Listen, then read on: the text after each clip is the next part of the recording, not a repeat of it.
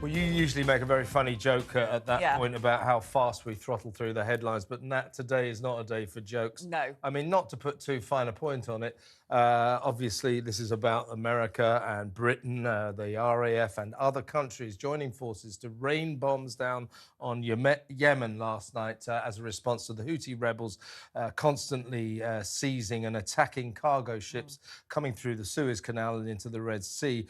A response was required. It came very, very suddenly.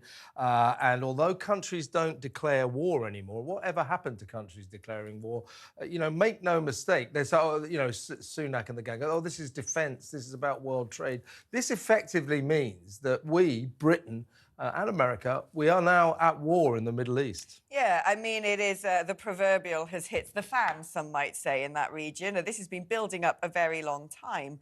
I mean, the Houthis, who are they? So basically, they're a gaggle of supremacists, religious supremacists from Yemen. They claim to be direct descendants of Muhammad. I think about a third of Yemenis are of their descent, but they now control 2/3 of the territory, and they have been making problems in the region for a long time, largely targeting their neighbours in Saudi and the UAE. And Saudi, in fact, had 6 wars with Yemen between 2004 and 2010. Well, they are often accused of being proxies of Iran. They're both from the Shia side of Islam.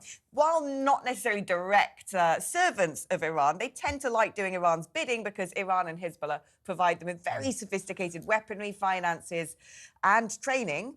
And so all of a sudden, they've managed to get it together to start attacking cargo ships. 50 different countries' cargo ships have been attacked. This isn't about Israel. This isn't necessarily about the UK and the US. This is a war on the West. Well, let's forget the background. Let's talk about what happened last night. I mean, it was sudden. It was extraordinary. Round about sort of 7, 8 o'clock at night, it began to emerge that there were emergency cabinet meetings going on. David Cameron was seen hurrying up number 10 Downing Street. Keir Starmer, the leader of the opposition, was invited to this cabinet meeting because this is a national issue, not a political issue. And it was developing fast, unfolding before our very eyes. I could barely believe it when I read online, well, it looks like these strikes are going to happen tonight.